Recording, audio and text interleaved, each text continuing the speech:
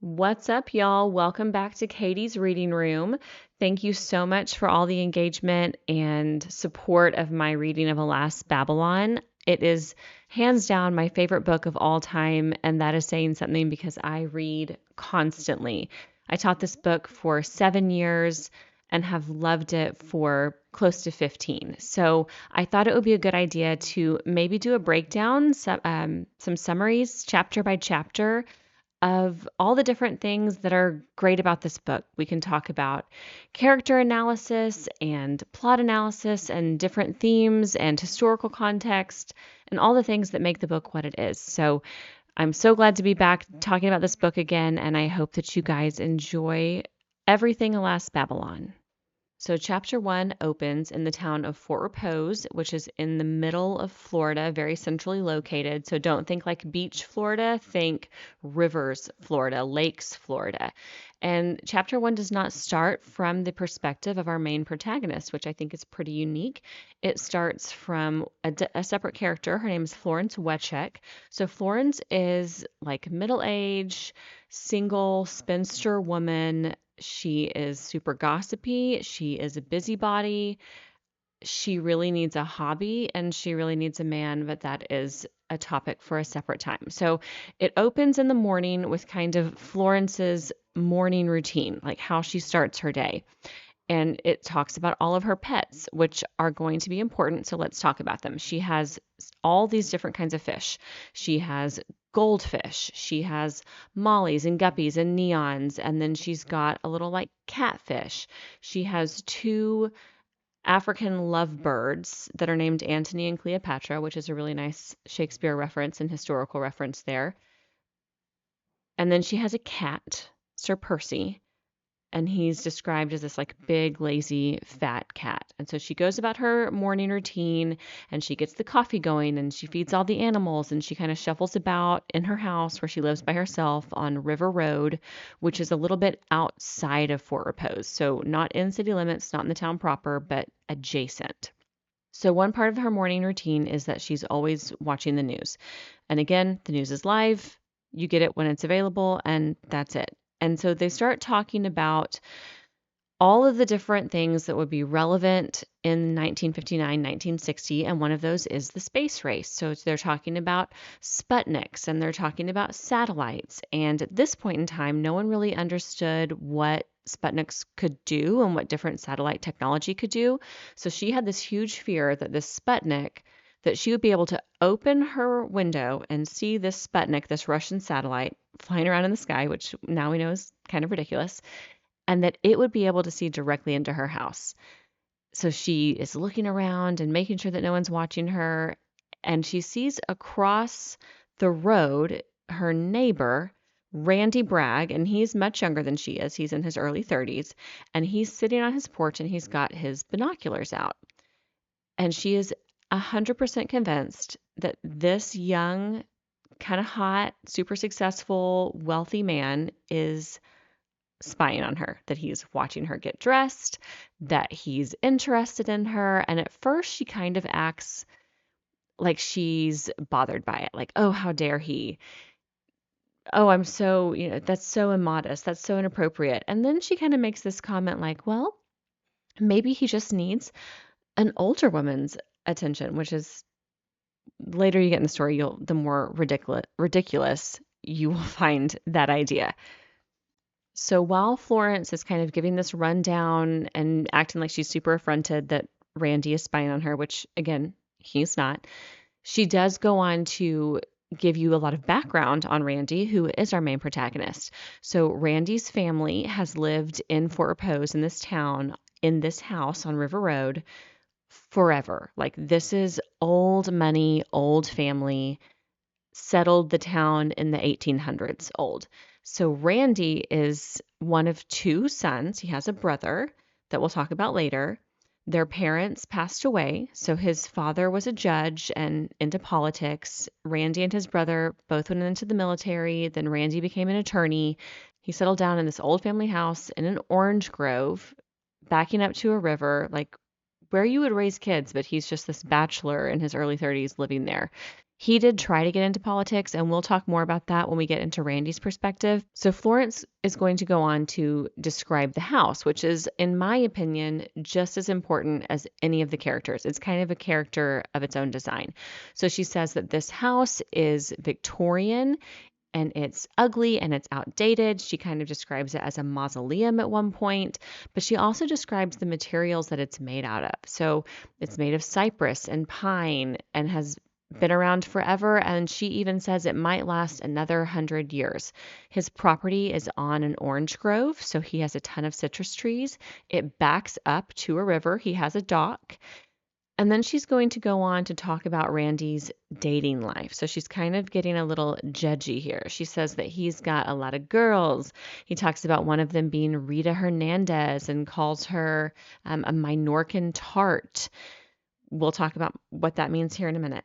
And she talks about how there's this blonde from Ohio that recently moved down here. We'll also talk about this family.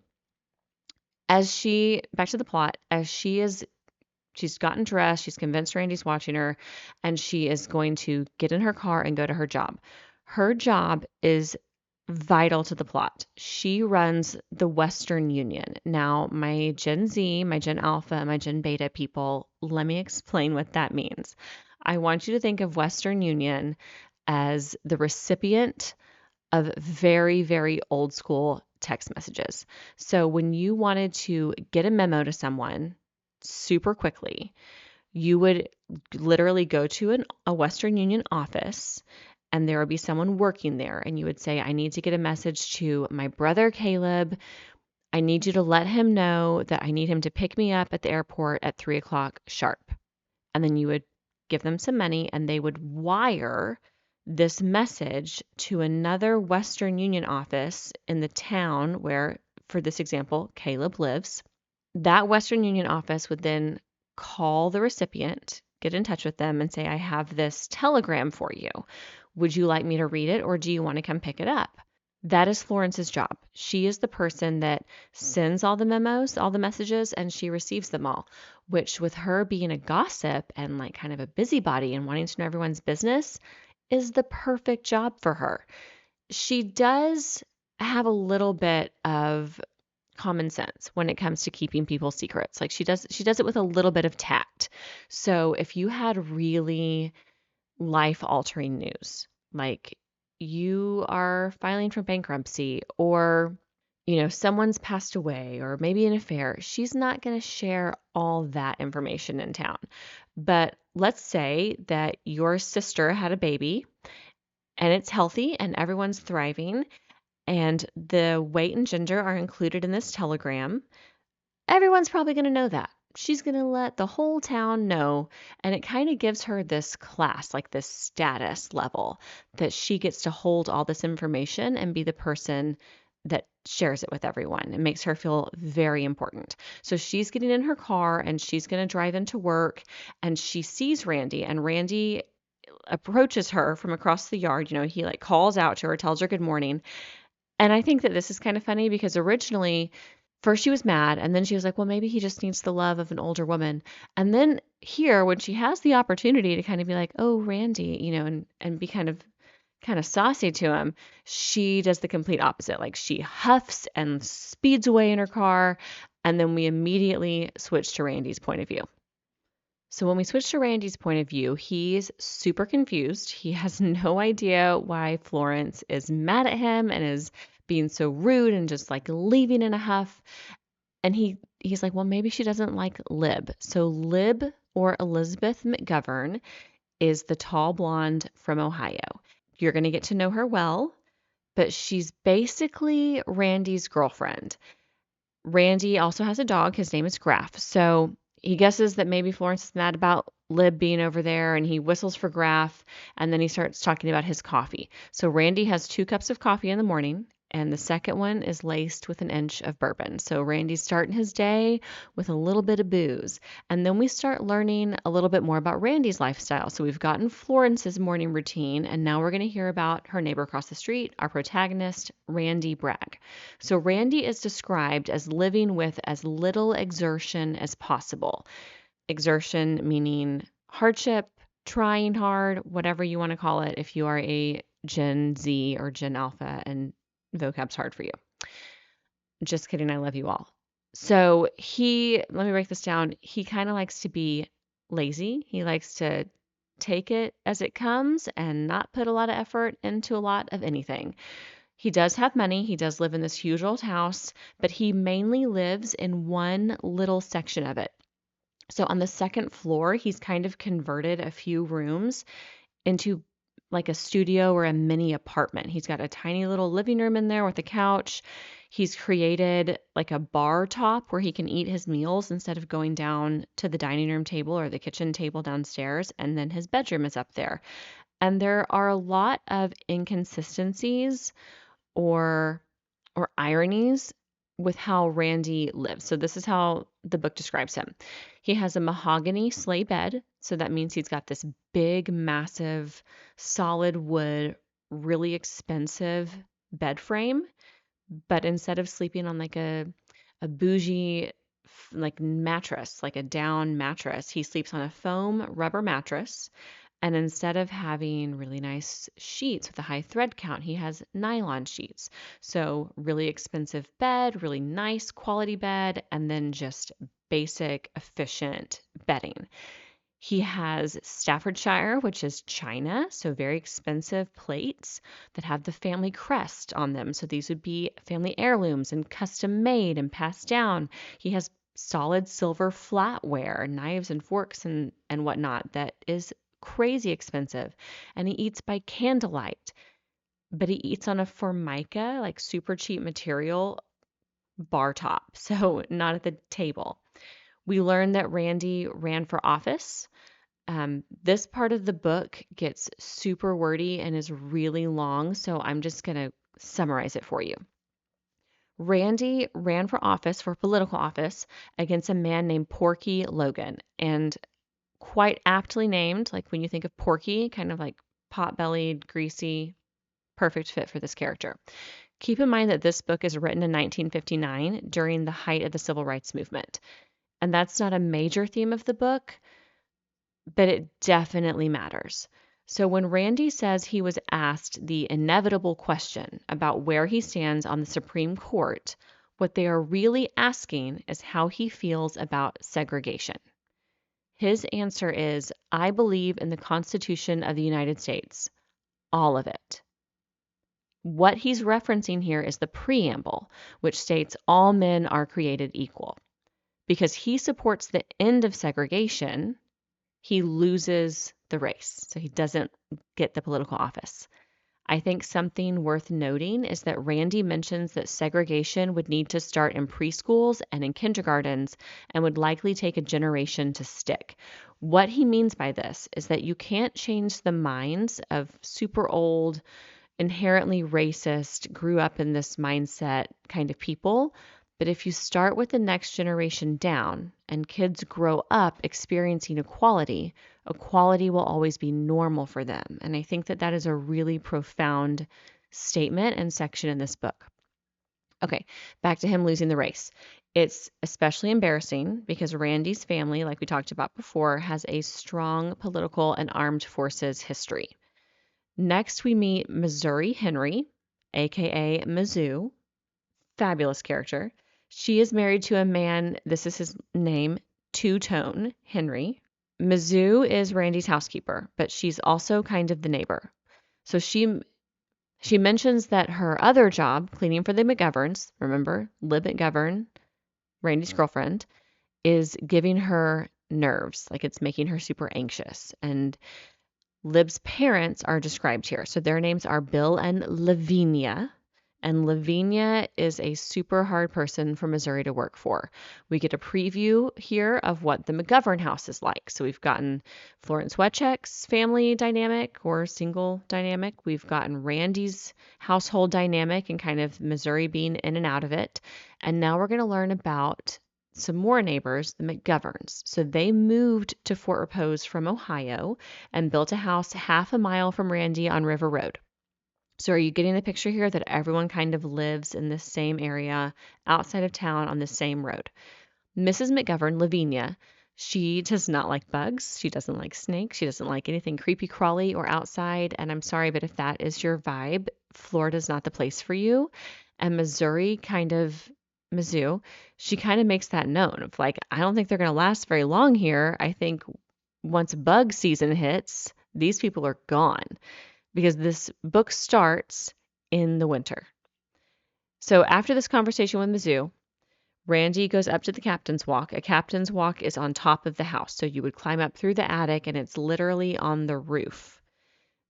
And from his point of view on the roof of this house, he can see the whole town. He's way up there, and the readers learn a little bit more about his family history while he's there. His family has been in the Fort Repose area literally since the beginning of the Fort Repose, so since 1838. So Randy's ancestor, who was in the Navy way back in the 1800s, he settled the actual area of Fort Repose during the Seminole Wars. Now, Fort Repose is a fictional place, but if you really want to get into it, it's Central Florida. So Randy's family home and the land that is now 36 acres that he lives on is the same place that this ancestor in the 1800s landed and said this is now Fort Repose. Randy's 36 acres is mostly a citrus grove. So we also learn here about Randy's older brother Mark, who was a colonel in the Air Force. Mark is married to a woman named Helen, and they have 2 children. They live in Omaha, Nebraska, where Mark is stationed at Offutt Field. He's active duty, and he works for Strategic Air Command, or SAC. We switch back to current time, and Randy has moved onto a deck chair. It's still the morning, and he's on his front porch, and he's looking across the street through binoculars, and he says he's looking for that bird. So we get some valuable information here about the Henrys. Remember, Mizzou, her husband Two-Tone, they work for Randy. The Henrys have lived in Fort Repose as long as the Braggs, and this is because the original Henry was a slave and a manservant to Lieutenant Peyton, Randy's ancestor, that settled the area. So they came into the area at the same time together. The Henrys, the current Henrys, now live on 4 acres on the edge of the Bragg property. Preacher Henry bought the 4 acres from Randy's father, the judge. Preacher still farms the land with his mule and his wife Hannah, who grows lots of vegetables and produce. And Randy says that Preacher would probably be able to help him identify the bird he is looking for. We also get a little information here about Preacher's sons. He has 2 sons. The first one is Two-Tone, and the second one is Malachi. Two-Tone is super lazy, doesn't do jack all day, is married to Missouri, and Malachi is the complete opposite. He's younger, he is kind of a go-getter, has some military experience. We'll get into more about him later. So Randy gets a phone call from Western Union letting him know that he has a telegram. Remember, we talked about Western Union. Florence works at Western Union. She receives the telegrams. So she calls Randy and says he's received a telegram from his brother, who is sending it from San Juan. Now, San Juan is in Puerto Rico, and remember, Mark is stationed in Nebraska. So this is already like red flags. Florence reads him the message, and it says, "Urgent you meet at Base Ops McCoy noon today. Helen and children flying to Orlando tonight. Alas, Babylon." And boom, there it is. If you aren't already radar going off, you should be, because we just got the title of the book. Florence kind of hints that there is something more she wants to talk to him about, probably that she thinks he's a peeping Tom and spying on her, but then she chickens out and says that she'll talk to him about it later. So now we get the meaning of the telegram. Alas, Babylon is a code between Mark and Randy that they got the inspiration for from listening to Preacher Henry's sermons. Now, remember, when they were younger, this would have been like very segregation. This is set in the 50s and 60s, and so we're getting into some Jim Crow. We're getting into some integration, but primarily this is still civil rights movement going on. So when they say they would have to go listen to Preacher Henry's sermons, Preacher Henry is African American, and he would have preached in an African American church that the boys who are white would not have been able to go to. So they would have to sneak up outside of the church and kind of listen in through the window. And they talk about how Preacher Henry's sermons were a lot different than the ones that they grew up listening to in their own white church. So, Preacher, when he was preaching in the pulpit, his were all like fire and brimstone. He was calling down hellfire and damnation on sinners and very end of times feeling. So, he talks about the city of Babylon in the Bible. And if you are unfamiliar with the city of Babylon, it was basically this huge representation of the sins of humankind, of all of our wayward ways and rebellion, and how in the book of Revelation and in the Revelation of St. John, that city kind of gets it, so to speak, like it gets what's coming to them, and the judgment of God is felt upon that city. And when Preacher was preaching, he would liken all these different cities in modern Florida, like Tampa, Orlando, Miami, whatever, to the biblical city of Babylon and just say, all of these sinful ways in these cities, they're going to get it. Alas, Babylon. And the Bragg boys took this phrase and turned it into their own private synonym for disaster. So if someone was fishing and you fell in off the dock, they'd be like, oh, alas, Babylon, and kind of made a joke out of it. But then it became a more serious thing when they got older. So in the telegram that Randy received from Mark, it has a much more profound and ominous meaning. It is the signal that the Cold War is about to become active and nuclear bombs were expected to be used. We get a flashback here to Mark's prior visit, which was at a Christmas time before, and I think some of it is really worth breaking down. The Bragg brothers are having a drink one evening and discussing the state of the world, which obviously isn't great. Randy wonders how we got to such a state that the nuclear war was a real and present threat, and Mark makes a reference to the Merrimack and the Monitor, which were ships in the Civil War. The Merrimack was the first ironclad ship, and it was used by the Confederacy. It sunk 2 ships on her first battle, and she would like ram them. I mean, she was completely taking them out easily because the other ships were made of wood. So iron versus wood, it's pretty easy to tell how that's going to go.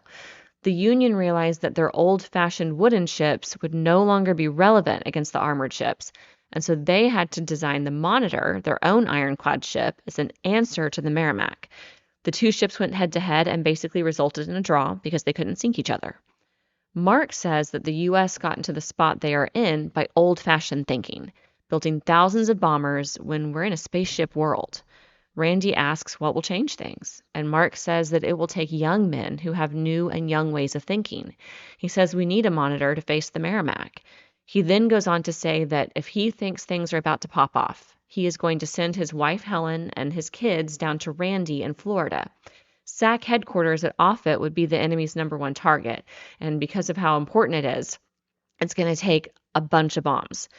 Even though there are military bases all around Florida, he thinks Helen and the kids have a better chance at survival down there. And he makes a really sad statement that as a parent now, I think it just kind of sticks with me. He says, when a man dies and his children die with him, then he is dead entirely, leaving nothing to show. He wants to give his children a chance at life, and in a way, it's his way of living on even after his death. And I mean, like, that's super deep, but just think about it.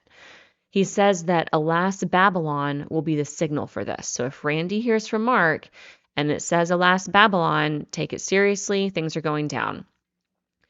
Randy wonders why the telegram came from Puerto Rico because Mark shouldn't have been there, and he tells Missouri to get the guest rooms ready for Helen and the kids. The kids are Ben Franklin, who is 13, and Peyton, who is 11. Missouri mentions that Caleb, her own 13-year-old son, will be really happy to see Ben Franklin.